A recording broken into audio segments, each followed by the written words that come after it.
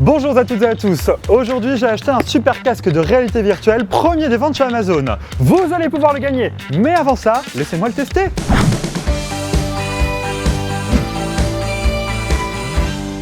Nous voilà avec le casque de réalité virtuelle que je viens de recevoir. Il est premier des ventes sur Amazon, on en a parlé sur Social Shopping et vous avez vachement commenté. Donc on s'était dit qu'on allait l'acheter pour l'essayer devant vous, puis vous le faire gagner. Donc restez jusqu'à la fin de la vidéo, vous en saurez plus. On va commencer maintenant par le déballer évidemment. Donc alors la petite boîte, voilà, le petit manuel écrit en chinois, c'est très sympathique. Un petit chiffon, voilà. Et la bête, le casque de réalité virtuelle. J'adore le papier bulle.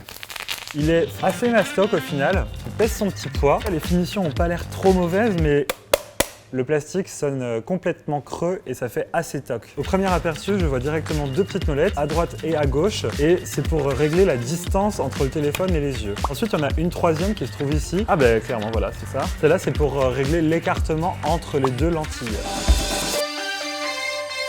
Un casque de réalité virtuelle, à quoi ça sert? Ben en fait, ça sert à rien. En tout cas, pour cette utilisation-là, elle ne servira à rien à part se divertir. Par contre, la réalité virtuelle, vous savez qu'on peut s'en servir dans plein d'autres domaines, que ce soit l'architecture, le cinéma. C'est quelque chose qui va ouvrir plein d'opportunités à plein de domaines à l'avenir. Mais là, pour le moment, on se retrouve avec ce casque-là et il est temps de le tester.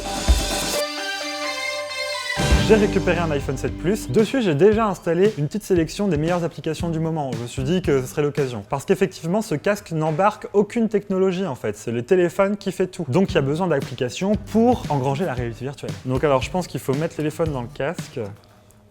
Je sais pas comment. Il est trop gros l'iPhone 7 Plus. Oh là là. Alors là, je sens que ça peut casser ce genre de système là. En fait, il y a deux bouts de plastique avec des ressorts qui retiennent le téléphone qui le serre. On sent que la qualité de ces deux bouts de plastique sont pas très solides. Donc voilà, j'ai mon téléphone qui est en place. Je le ferme. Bon, maintenant, il est temps de me faire le grand pas. Je vais mettre le casque sur ma tête et on va voir ce qui va se passer.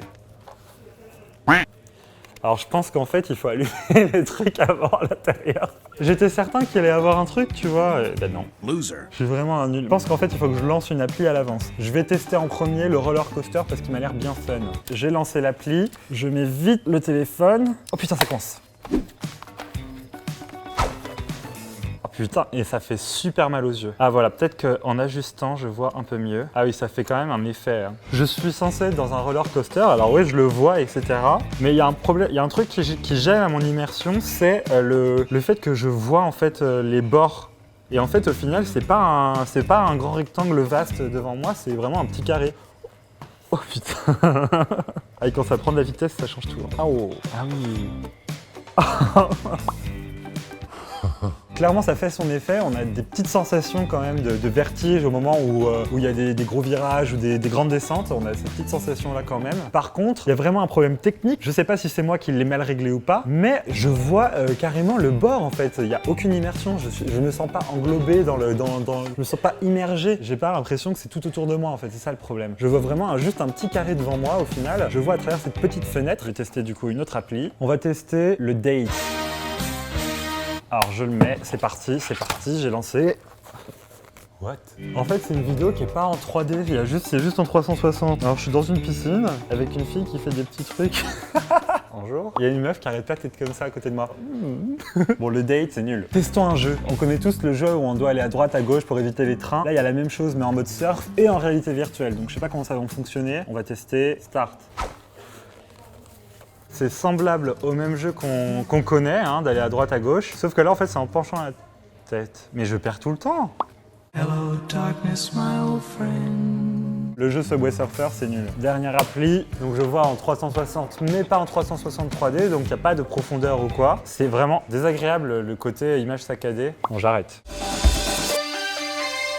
Pour conclure, je vais commencer par un point positif parce qu'après, je vous mens pas qu'il va y avoir pas mal de points négatifs. Le casque est plutôt bien fini. Il est d'un beau noir.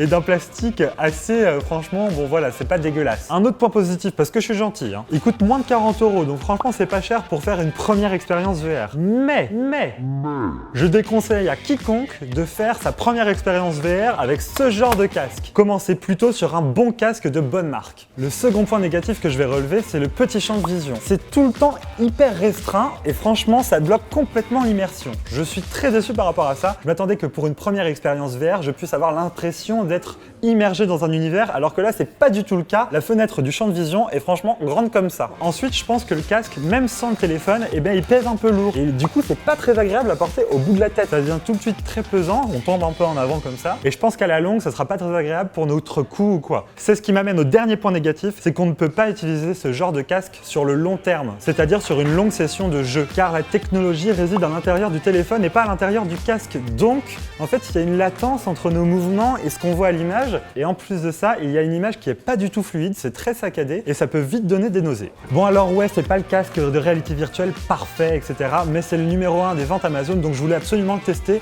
pour vous. Et en plus de ça, cadeau, je vous le fais gagner. Vous avez juste à aimer la vidéo, vous abonner à la chaîne et commenter comme quoi vous participez au concours. On donnera le nom du gagnant au début de la prochaine vidéo, donc restez connectés et ciao. Je sais pas comment. Je sais jamais faire les outros, donc allez, fini.